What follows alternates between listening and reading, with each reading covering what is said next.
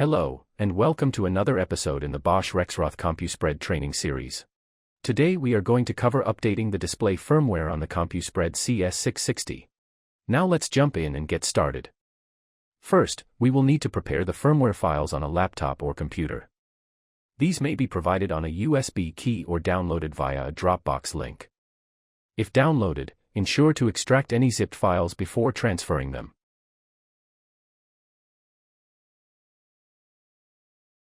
The format of the display firmware is a folder, not an individual file. Occasionally, the folder may include an extended name that includes the build number. In this case, right-click and select Properties to rename the folder.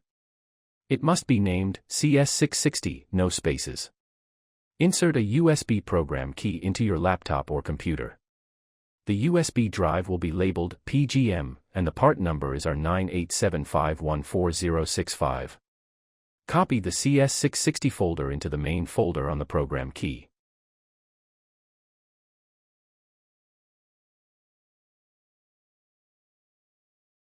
Once transferred to the program key, it is a good standard practice to then right-click on the USB key and select Eject before removing the drive. Before we move to the truck, always remember, safety first. Ensure the vehicle you are about to work on is in a safe condition, safe location, and not running. Now, let's move to the truck. Power on the display. From the operator screen, insert the program key we prepared in the previous steps. A red USB icon will appear when the program key is successfully recognized. Press and hold the red USB icon for approximately 8 seconds.